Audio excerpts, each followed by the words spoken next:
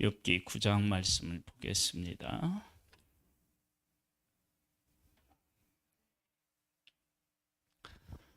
욥이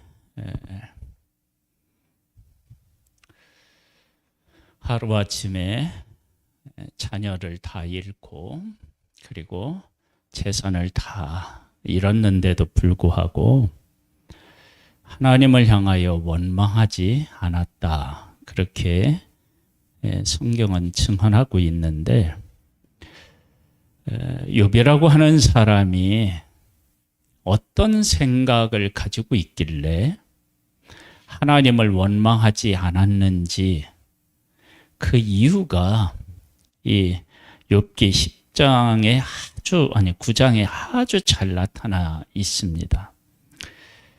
보겠습니다. 이렇게 이야기합니다. 욥이 대답하여 이르되, 그래서 오늘 말씀의 제목은 욥이 알고 있는 하나님입니다. 욥이 대답하여 이르되, 진실로 내가 이 일이 그런 줄을 알거니와 인생이 어찌 하나님 앞에 의로우랴.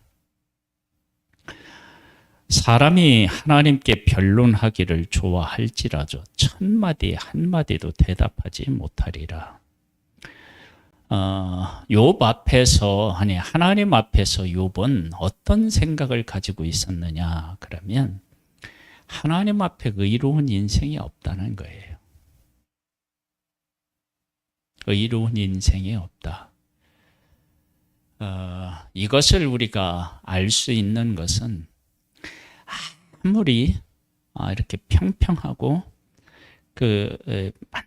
만들만들한 것 같아도 확대해 보면 거칠어요.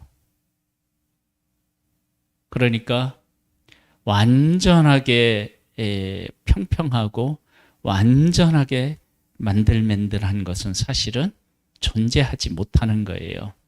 그것처럼 우리 인생이 아무리 의롭다 한들 하나님 보시기에는 온전히 의로울 수가 없는 거예요. 그러니까 욥은 그 사실에 대해서 알고 있었고 인정했음을 알 수 있습니다. 그래서 사람 중에 누가 뭐라고 하면 여러 가지 이 일들을 다 이렇게 해서 막 변명을 한다 할지라도 하나님 앞에서는 한마디 말을 못 한다는 거예요. 그만큼 하나님은 의롭고 거룩하고 완전한 분이시다라고 하는 것을 알 수 있습니다. 볼까요? 왜 그렇게 반박을 할 수 없느냐? 4절 말씀에 보는 그는 마음이 지혜로우시고 힘이 강하시니 그를 거슬러 스스로 완악하게 행하고도 형통할 자가 누구이랴. 하나님의 마음은 지혜로우셔요. 하나님의 힘은 강하셔요. 지혜롭고 강하다는 이야기는 하나님을 향하여서 어떤 일들을 우리가 이렇게 하나님 앞에 항의를 한다든지 할 때 그 지혜로서 완벽하게 세팅을 해서 일하시고 하나님께서 못하실 것이 없는 힘으로 그 일을 하기 때문에 거기에 대해서 이의를 달거나 이건 이렇게 왜 못하셨습니까 하고 우리가 거기에 뭐를 더하거나 덜하거나 하는 그런 일 자체가 불가능한 거예요. 그래서 우리가 하나님 앞에서 여기 보면 그를 거슬러 스스로 완악하게 행하고도 형통할 자가 없다. 즉 하나님 앞에서 온전하게 우리가 의로운 상태에서 살아갈 수 없으니까 하나님 앞에 온전하게 살아갈 수 없다는 것은 하나님 앞에서 악한 모습이 우리가 가지고 살아갈 수밖에 없다는 거예요. 그러니까 하나님께서 우리들에게 행한 대로 하나님이 우리에게 갚으시면 우리 중에서 하나님 앞에 형통할 수 있는 사람은 사실은 아무도 없는 거예요. 5절 말씀에 보면요, 그가 진노하심으로 산을 무너뜨리시며 옮기실지라도 산이 깨닫지 못하며. 하나님의 진노로 산이 무너지고 산이 옮겨지는데, 하나님이 막 진노하시는데 그걸 모르는 거예요. 그러니까 하나님께서 우리에게 매를 치시는데 맞는 우리들이 왜 하나님이 때리시는지를 모르는 거야. 우리가 자녀를 이렇게 양육할 때 때리는데 애가 왜 맞는지를 모르는 경우가 있잖아요. 인간이 꼭 그렇게 어리석은 거예요. 그러니까 진노로 산이 옮겨지는데 그게 얼마나 큰 진노이면 산을 옮기겠어요. 그런데도 깨닫지 못하는 거예요.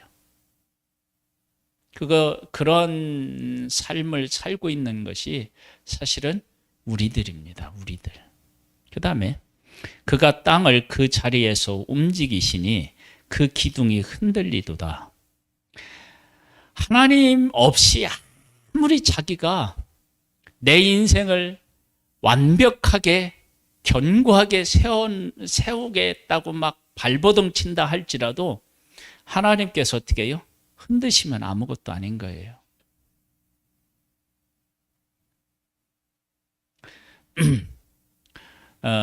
우리가 이제 우리나라는 그렇게 큰 지진이 없으니까 일본 같은 경우는 이제 내진 설계들을 건물들이 할 거 아니에요. 그런데 정말로 이게 내진 설계를 했다 할지라도 하나님이 이렇게 흔드시면 그대로 남아있을 건물이 없는 거예요.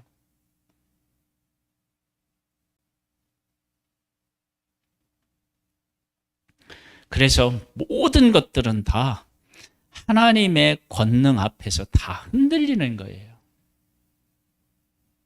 욥이 10명의 자녀가 있고 그 많은 재산을 가지고 있고 사람에게 존경을 받았어요.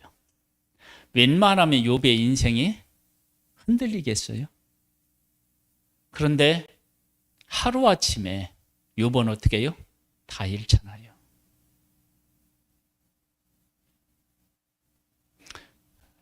그러니까 하나님 앞에서 내가 무엇을 가지고 있고 내가 무엇을 이루었다고 얘기할 수가 없는 거예요.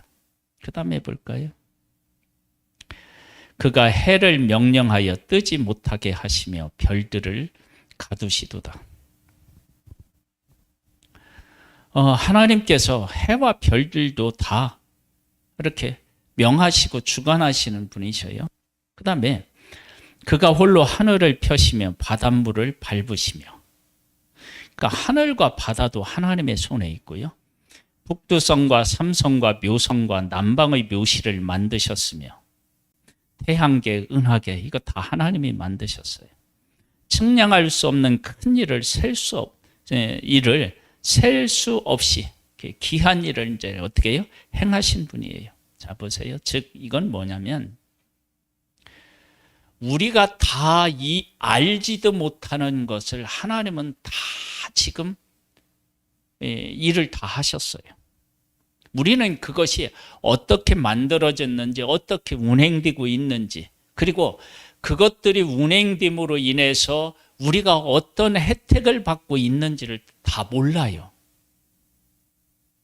근데 하나님은 그런 일들을 다 하신다는 거예요. 그런데 그것을 알지 못하는 우리들이 하나님을 향하여 왜 이건 이렇게 했습니까? 뭐 이렇게 우리가 물을 수가 없는 거예요. 따질 수가 없는 거예요.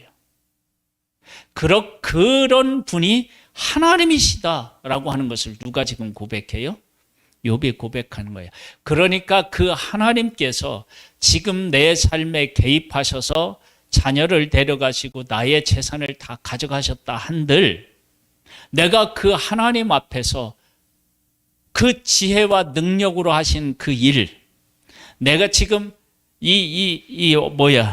북두성, 삼성, 묘성, 남방의 묘실 이런 것들을 다 만드시고 운행하시는데 나는 그런 것들을 다 몰라.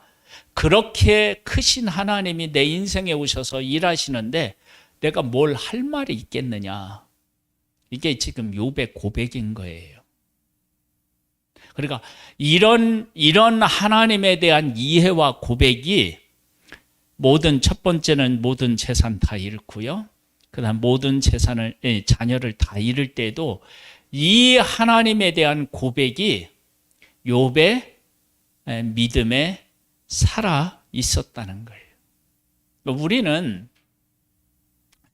하나님을 고백해 놓고 실제 삶에 와서는 그 하나님을 고백한 하나님을 믿지 못하고 흔들리잖아요. 근데 욥은 그걸 그렇지 않고 그 믿음을 가지고 고난과 아픔을 이겨나간 거예요.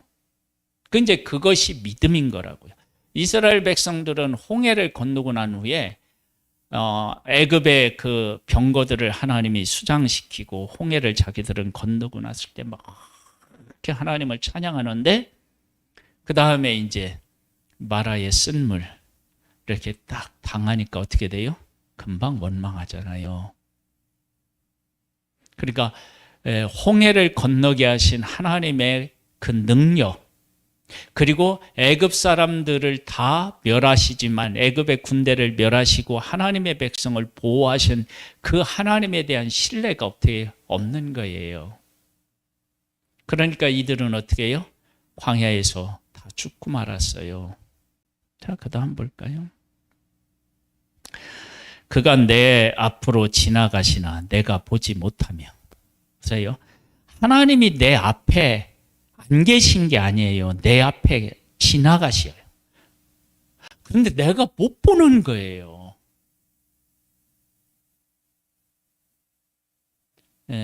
이런 비유가 가능할지 모르겠어요. 여러분, 마술이 정말로 비둘기를 만들어내나요? 숨긴 걸 어디서 꺼내는 거냐? 없어지게 하는 것이 아니라 사람들이 볼 수 없도록 어떻게 해요? 감추는 것이 마술이잖아요. 사람이 기술을 익혀서 내 눈앞에서 하는데도 잘 몰라. 하나님이 내 앞에 안 계신 게 아니라 내 앞에 지나가시는데 내가 어떻게 해요? 못 보는 거예요. 그 다음에 또 보세요. 그가 내 앞에서 움직이시나 내가 어떻게 해요? 깨닫지 못하는 거예요. 그러니까 내가 지금 살면서 하나님이 없다, 하나님이 일 안 하신다, 이런 것들은 다 하나님이 지나가시거나 하나님이 내 앞에서 움직이시는데 내가 보지 못하고 어떻게 해요? 깨닫지 못하는 것일 뿐이에요. 그러면 이런 고백을 지금 욥이 하고 있다면 욥이 재산을 잃고 자녀를 잃었을 때 하나님께서 그 앞에 계셨나요? 안 계셨나요? 계셨겠죠가 아니라 계신 거죠. 하나님이 그와 함께 하셨죠. 근데 그때 욥은 하나님을 보기가 어려웠겠죠. 그러나 그가 고백한 믿음은 그가 붙잡았던 거예요. 이게 이제 하나님을 본 것이라고 할 수도 있죠. 그러니까 하나님이 안 보이시거나 일 안 하시거나 그게 아니에요. 앞을 지나가시는데 내가 못 보고 일하시는데 내가 못 느끼는 거예요.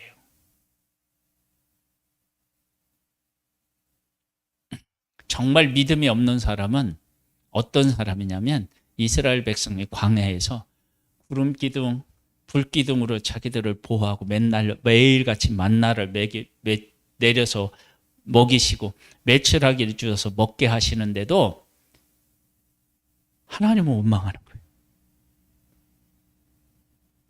그러니까 하나님이 그렇게 보이게 그들 가운데 함께 하시는데 그들의 눈에는 그 하나님이 안 보이는 거예요.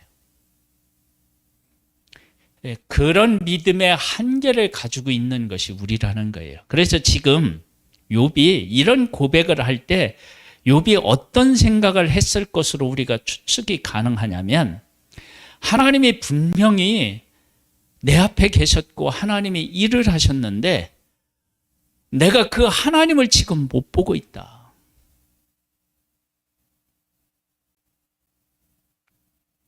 그런 것하고 하나님은 안 계시다라고 생각하는 것하고는 하늘과 땅의 차이가 있죠. 그럼 나는 내 삶에 하나님이 어디 계시냐라고 하고 있다면 하나님이 내 앞에 지나가시는데 내가 보지 못한 것이고 하나님께서 내 앞에서 막 움직이신데 그것은 일하신다는 거 아니에요. 움직이신다는 거. 일하시는데도 내가 깨닫지 못하는 거예요.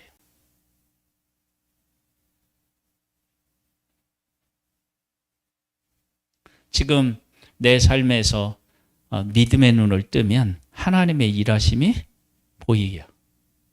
하나님이 나를 위해서 일하시는 게. 할렐루야. 네, 그렇게 볼 수 있는 믿음의 눈이 우리에게 있기를 소망합니다. 그 다음에 12절에 보면 하나님이 빼앗으시면 누가 막을 수 있으며 무엇을 하시나이까 하고 누가 물을 수 있으랴. 하나님이 재산 다 가져가고 자녀 다 가져가셨어. 욥은 그걸 막고 싶었겠지만 욥의 힘으로 막을 수가 없었어요. 그리고 왜 그렇게 하십니까 하고 따지고 싶은데 따질 수가 없는 거야. 왜? 하나님의 지혜와 권능, 그 가운데서 하나님이 일하시니까. 하나님의 일하심은 오죽하시겠어요. 하나도 흠잡을 데가 없게 하나님은 일하시는데.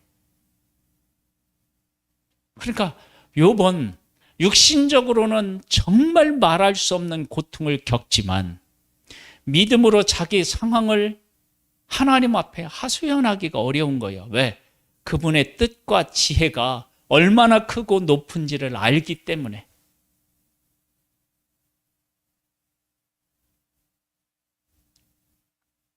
그러니까 하나님을 안다는 것이 우리 인간에게 이게 참 어떻게 한편으로 생각하면 힘든 거예요. 아니 그가 좀 뭔가 부족한 게 있으면 막 가서 막 얘기를라도 하겠는데 그 사람이 완벽해. 내가 하는 것보다 다 잘해. 아니 그런데 내가 그를 향하여서 막 쏘아붙이고 싶은 것이 있는 거야. 근데 나보다 완벽하니까 내가 말은 못하고 이게 얼마나 답답하겠어요. 그러니까 지금 욥은 하나님을 향하여 원망하지 못하고 자기가 가지고 있는 고통을 어떻게 해요? 다 겪고. 이러한 가운데 그 마음이 어쩌면 십자가라고 얘기할 수 있겠죠. 그 십자가를 끌어안고 뭐라 그럴까요? 몸부림치고 있는 것이 지금 욥이다. 그렇게 볼 수 있습니다. 그러니까 하나님의 사람들에게는 이런 몸부림이 있는 거예요. 우리가 하나님 앞에 잘하고는 싶은데 인간의 한계가 있고 그래서 어떻게 해요? 어떻게 해야 돼요 하나님? 막 이런 마음들이 있는 거예요 우리에게. 그 다음에 볼까요? 하나님이 진노를 돌이키지 아니하시나니. 왜 진노를 돌이키지 않으셔요? 그 판단이 옳기 때문에. 하나님이 진노하실 때 마땅히 진노할 만한 일에 진노하시고 진노하실 때 이만큼 진노하셨다면 그만한 충분한 이유가 있어서 진노하시는 거예요. 그러니까 할 말이 없는 거예요. 하나님이 진노하시는데 돌이키지 아니하시는 거예요. 라합을 돕는 자들이 그 밑에 굴복하겠거늘. 이 라합을 여기에 보니까 뭐냐면 혼돈을 상징하는 일종의 용을 말한다 그러는데 이제 아무리 크고 권세 있는 어떤 것을 내가 도와서 그쪽 편에 섰다 할지라도 하나님은 그것 자체를 굴복시키시는 권능의 하나님이신 거예요. 그러니까 내가 하나님을 떠나서 어느 편에 속해서 하나님을 대항할 수가 없다는 거예요. 바벨탑 사건 우리 묵상했잖아요. 이번 주에. 그렇죠? 묵상했을 때 온 인류가 탑을 하늘 꼭대기까지 쌓자고 해서 다 한 마음으로 모였어요. 하나님을 대항할 수 있었나요? 아니요. 언어를 그냥 혼자 하시니까 그걸로 그냥 공사가 어떻게 해요? 그냥 끝인 거예요. 뭘 어떻게 사람이 다 모이는 곳에 함께해도 하나님을 대항할 수 없고요. 어떤 영적인 엄청난 힘을 가지고 있는 존재에 내가 그쪽의 편에 서서 하나님을 향하여 뭐를 좀 해보겠다 하는데 그게 안 되는 거예요. 하나님하고의 차이가 너무 커서. 그러니 지금 이런 걸 느끼는 욥은 누구 앞에 바짝 엎드릴 수밖에 없어요? 하나님 앞에 엎드릴 수밖에 없는 거예요. 그러면서 이렇게 얘기하잖아요. 그래서 하물며 내가 감히 대답하겠으며 내 앞에서 그 앞에서 무슨 말을 택하랴. 그 하나님 앞에서 내가 뭐라고 내가 대답하며 내가 어떤 말을 끄집어내서 하나님을 향하여서 막 공격하거나 변론할 수 있는 게 있겠느냐. 없다는 거예요. 지금 욥이 어떤 상태에 있는데요?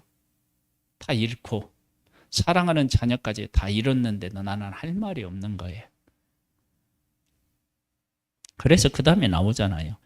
가령 내가 의로울지라도 대답하지 못하겠고 나를 심판하실 그에게 간구할 뿐이며. 그러니까 내가 의롭다고 그래서 그 의로움을 가지고 하나님 내가 이렇게 살았는데 하나님께서 이렇게 해줘야지요. 그렇게 말할 수가 없다는 거예요. 왜냐하면 내 의로움이 하나님 앞에서 절대 의를 가지고 있느냐? 그렇지 못한 거예요. 그래서 어떻게 되냐? 하나님이 나를 심판하시면 하나님 나를 긍휼히 여겨주세요. 나를 불쌍히 여겨주세요. 그렇게밖에 말할 수밖에 없다는 거예요. 그러니까 지금 욥은 이 말씀을 가지고 욥이 하나님 앞에 어떻게 했는지를 우리가 상상해 보면 하나님 내가 이 고통 중에 있는데 하나님을 향하여 원망할 수 없어요? 하나님은 완전하시기 때문에 하나님 나를 불쌍히 여겨주세요. 긍휼히 여겨주세요. 그렇게밖에 말할 수가 없다는 거예요. 그러면서 이렇게 해요. 가령 내가 그를 부름으로 그가 내게 대답하셨을지라도 내 음성을 들으셨다고는 내가 믿지 아니하리라. 내가 하나님 앞에 막 부르짖었는데 그 부르짖은 것을 하나님이 들으셔서 응답하시는 게 아니라 하나님이 나를 긍휼히 여기시거나 나를 사랑하시거나 그래서 내게 응답하신 것이지 내가 불렀다고 그가 대답하실 수 있는 분이 아니라는 거예요. 그런 것은 뭐냐면 그 분이 절대적 권한을 가지고 계시다라고 하는 걸 인정하는 거예요. 하나님이 대답 안 하셔도 나는 할 말이 없는 거예요. 그런 하나님을 지금 욥이 믿고 있고 그 하나님 앞에 욥이 서 있는 거예요.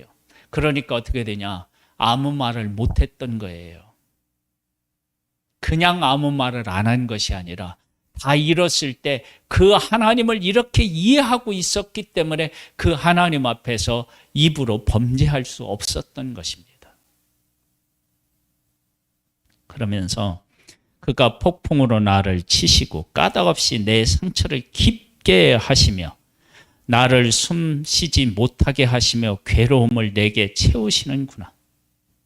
하나님이 나한테 그렇게 하셨어요. 힘으로 말하면 그가 강하시고 심판으로 말하면 누가 그를 소환하겠느냐. 즉 힘으로도 안 되고 정의로도 안 되는 거예요. 의로움으로. 그래서 하나님 왜 그렇게 했습니까? 잘못되지 않았습니까? 와서 심판받으십시오. 그렇게 할 수가 없는 거예요. 왜? 그분에게 잘못이 없으니까. 그러니까 힘으로도 안 되지 의로움으로도 안 되지. 그러니까 하나님 앞에서 인간은 어떻게 해요? 피조물, 죄인의 피조물, 티끌만도 못한 그런 존재들, 그런 존재에 불과한 거예요. 그 사실을 욥은 안 거예요. 그리고 그걸 고백하는 거예요. 그 다음에 볼까요?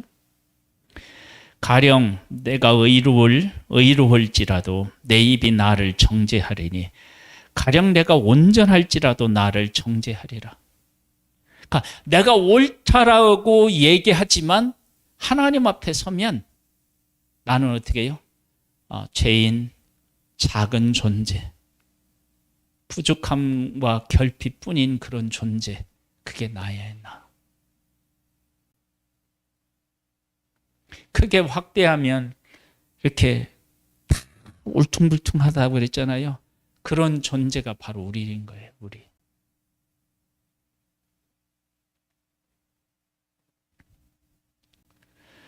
나는 온전하다마는 내가 나를 돌아보지 아니하고 내 생명을 천히 여기는구나. 내가 온전한 것처럼 보여도 실상 하나님 앞에서는 그런 존재가 아닌 거예요. 일이 다 같은 것이라 그러므로 나는 말하기를 하나님의 온전한 자나 악한 자가 약한 자를 멸망시킨다 하나니 갑자기 재난이 닥쳐 죽을지라도 무죄한 자의 절망도 그가 비웃으시리라. 그러니까 하나님께서는 어떠한 존재라 할지라도 그가 가지고 있는 행한 것을 가지고 들이대서 하나님 앞에 뭔 얘기를 할 때 하나님은 어떻게 해요? 야, 뭘 그걸 가지고 이야기하냐? 내가 한번 보여줄까? 그리고 하나님께서 어떻게 되냐면 우리의 삶을 확대해서 보여줘 보면 거기에 맨 결점뿐인 거예요. 우리가 부모님의 사랑을 이 세상에서 가장 큰 사랑이라고 얘기하지만 내가 자녀를 사랑하는 사랑을 확대해서 이렇게 보여주면 이 내가 가장 자식을 사랑한다고 하지만 그 사랑 안에 얼마나 부족한 게 많아요. 그렇죠? 하나님 앞에서 내가 자녀를 사랑하는 것을 하나님의 시각으로 이렇게 보고 나를 이렇게 비춰주었을 때 아마 어쩌면 모든 부모들이 야, 이거 창피해가지고 내가 이거 사랑했다고 말할 수 있을까? 그럴 수 있다고요. 뭘 어떻게 우리가 하나님 앞에 그런 마음이 욥에게 있었던 거예요. 세상이 악인의 손에 넘어갔고 재판관의 얼리굴이 가리워졌나니 그렇게 되게 한 이가 그가 아니시면 누구랴. 세상의 악인에게 넘어갔고 재판관도 얼굴이 가리워졌어요. 뭐냐면 법대로 제대로 안 해요. 왜 이런 일이 있느냐? 그러면 그 사회가 타락하면 세상이 어떻게 해요? 악인의 손에 넘어가고 재판관도 어떻게 해요? 정의를 따라 재판할 수가 없는 거예요. 그러니까 그것은 그 시대의 얼굴인 거예요. 얼굴.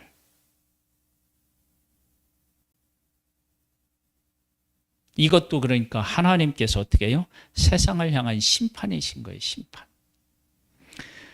나의 날이 경주자보다 빨리 사라져 버리니 복을 볼 수 없구나. 그러니까 내가 복을 누렸다고 하지만 그 복이 어떻게 해요? 그냥 순식간에 사라져 버리는 거예요. 욥이 그걸 경험했잖아요. 그 지나가는 것이 빠른 배 같고 먹이에 날아내리는 독수리와도 같구나. 그러니까 이 세상에 있는 것 좋은 것을 내가 가지고 그것을 누렸다고 하지만 그 누리는 순간들이 어떻게 해요? 신속하게 가는 거예요. 지금 내가 큰 것을 가지고 지금 살아가고 있어도 그것을 누리며 살아간 시간들은 어떻게 해요? 금방 지나가요. 그리고 그것을 가지고 내가 살아도 내가 추구하는 행복의 깊이에는 그것이 이르게 하느냐? 그걸 못해요. 이르게 할 수 없어요. 만일에 그게 가능했더라면 술 먹는 사람은 술로 행복했어야 되고요. 돈을 버는 사람은 돈으로 행복했어야 되고 어떤 것을 소유하기를 원하는 사람이 그걸 가졌다면 그것으로 만족해야 되는데 안 되는 거예요. 그게. 그 다음 볼까요? 가령 내가 말하기를 내 불평을 잊고 얼굴빛을 고쳐 즐거운 모양으로 하자 할지라도 내 모든 고통을 두려워하오니 주께서 나의 죄 없다 여기지 아니하실 줄을 아나이다. 내가 큰 고통이 있는데 그것을 막 견디고 그래서 즐겁게 한다 할 때 하나님께서 그걸 보시고 야, 너 정말 잘 이겼다 그렇게 말하기가 어려운 거예요. 왜? 만약에 그걸 그렇게 정말로 이겼더라 그러면 내 안에 이렇게 막 얼굴빛을 고치는 게 아니라 그게 자연스럽게 그 일이 이루어져야 되는 거 아니에요. 그러니까 욥이 하나님의 어떤 절대적인 주권과 선을 인정했다면 억지로 자녀를 잃고 재산을 잃은 것들을 하나님 앞에서 원망하지 아니하고 즐거운 빛을 띠는 승리한 것처럼 보인다 할지라도 그 안에 뭐가 있어요? 고통이 있는 거예요. 그러니까 하나님의 온전한 선하심과 일하심에 대해서 우리가 완전히 받아들일 수 있는 그런 능력이 우리에게 어떻게 해요? 없는 거예요. 예수님이 십자가 앞에서 영광을 얻을 때가 왔다. 그렇게 이야기해요. 그것은 예수님이 십자가라고 하는 그 가치와 존재를 어떻게 해요? 온전히 이해했기 때문에 하신 고백이라고요. 근데 그런 고백을 우리는 할 수가 없다고요. 그러니까 욥은 지금 자기가 지금 시험과 환난을 이긴 것처럼 보이지만 실상 하나님 앞에서는 어떻게 해요? 나라고 하는 존재는 별것 아닌 존재다. 이것을 이제 안 거죠. 내가 정죄하심을 당할진대 어찌 헛되이 수고하리이까. 그러니까 하나님 앞에서 내가 행한 것이 온전하지 않아서 이렇게 당하는데 아닌 것처럼 내가 해봤자 무슨 소용이 있겠느냐. 내가 눈 녹는 물로 몸을 씻고 잿물로 손을 깨끗하게 할지라도 주께서 나를 개천에 빠지게 하시리니 내 옷이라도 나를 싫어하리이다. 내가 아무리 깨끗하게 하려고 해도 내 실상이 드러나 보이면 어떻게 해요? 개천에 빠진 것처럼 더러운 존재고 내 옷이 나를 싫어할 만큼 나는 죄적인 것들로 가득 차 있다. 이런 것들을 깨달아 안 거예요. 그래서 바울이라고 하는 사도가 나이가 많아서 복음을 위해서 그렇게 헌신했는데 자기를 뭐라고 하냐면 죄인 중에 괴수라고 고백해요. 나는 죄인 중에 괴수다. 그러면서 뭐냐면 누가 이 사망의 몸에서 나를 어떻게 해요? 건져낼 자가 어디 있겠느냐. 그렇게 고백하는 거예요. 그러니까 하나님의 절대적인 것 앞에 우리는 사실은 아무 존재가 아닌 거예요. 욥이 그걸 알고 있었기 때문에 뭐를? 재물을 다 잃고 자녀를 다 잃었는데 하나님 앞에 할 수가 없어요. 뭐라고?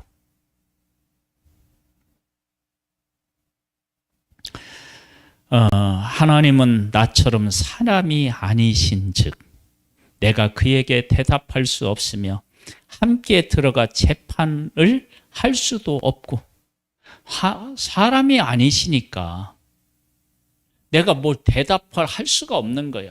왜냐하면 내 대답 자체가 모순이 있어요. 내 대답 자체가 온전한 답을 가지고 대답하는 것이 안 되는 거예요. 그 다음에 어떻게 함께 재판에 들어갈 수가 없어. 왜?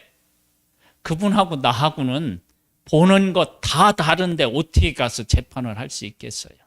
그리고 그분이 재판장이신데 내가 어떻게 가서 얘기하겠어요?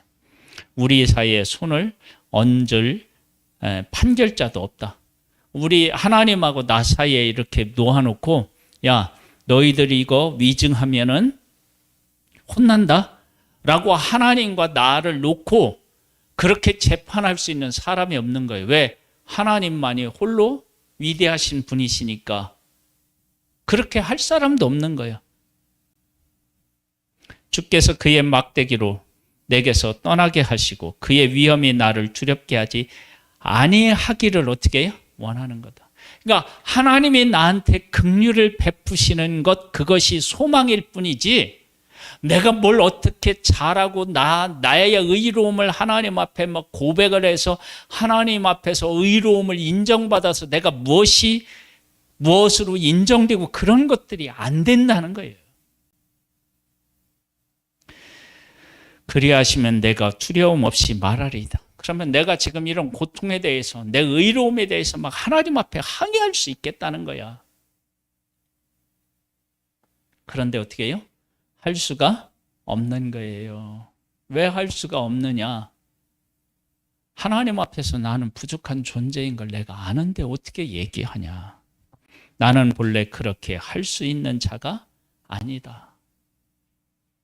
욥처럼 그렇게 하나님의 말씀대로 살려고 애를 쓰는 사람조차도 자기 자신의 모습을 깨달아 알고 할 말을 잃은 거예요. 그분이 바로 하나님이셔요. 그런 하나님을 알고 고백했기 때문에 욥이 하나님을 향하여 원망할 수 없었던 거예요. 그냥 입을 닫은 것이 아니라 그러한 심중에 하나님의 하나님 되심을 알고 그 믿음으로 고백했기 때문에 하나님을 향하여 그 고통 속에서도 말을 할 수가 없는 거예요. 한편으로는 답답하죠. 왜요? 하나님의 깊은 뜻은 알 수는 없는데 하나님이 어떤 분이신지를 아는 거예요. 그러니까 말할 수도 없고 이런. 그래서 어떻게 되느냐? 욥은 하나님 나한테 긍휼을 베풀어 주셔서 하나님이 하시고자 하는 일을 보게 하시고 나의 이 고통을 하나님이 받아주세요. 이것밖에 할 얘기가 없다는 것.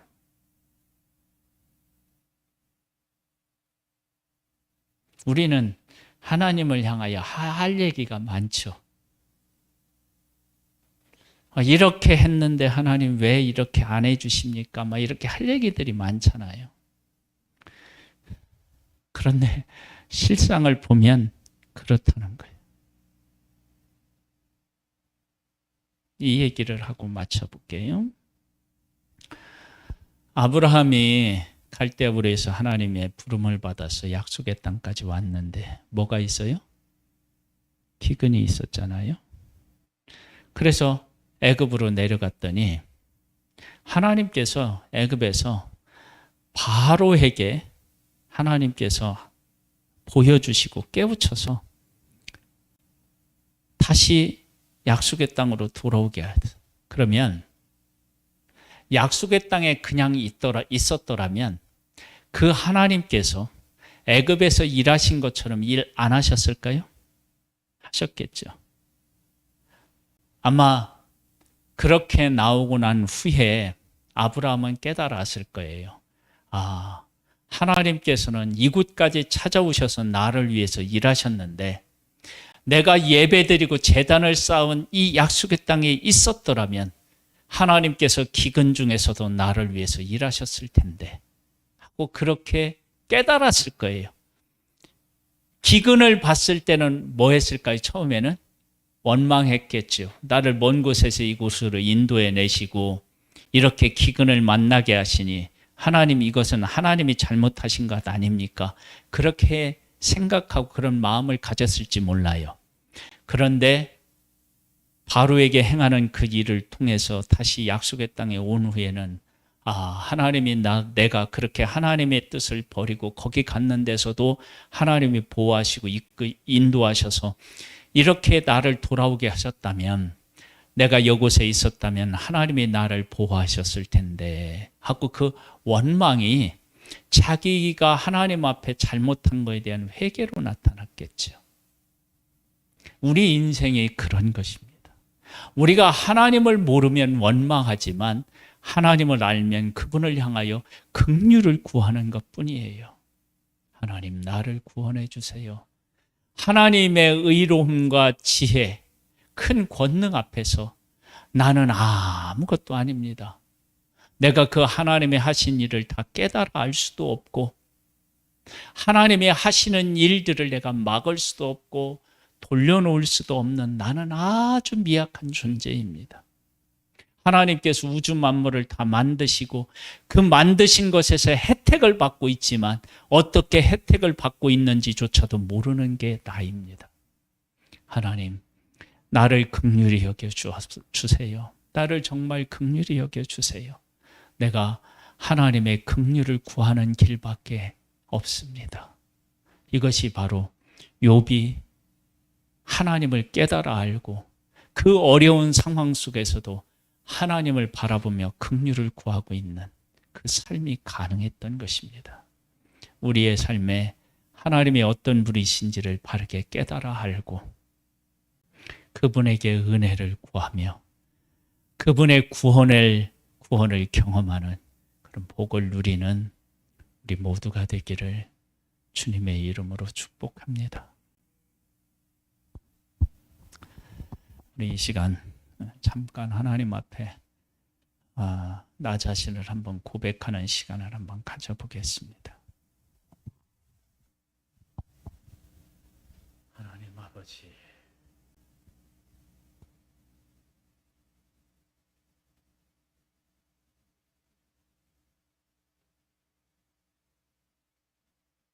아버지,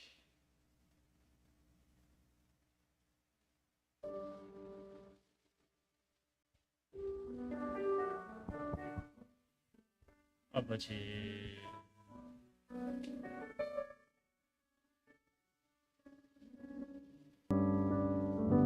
아버지,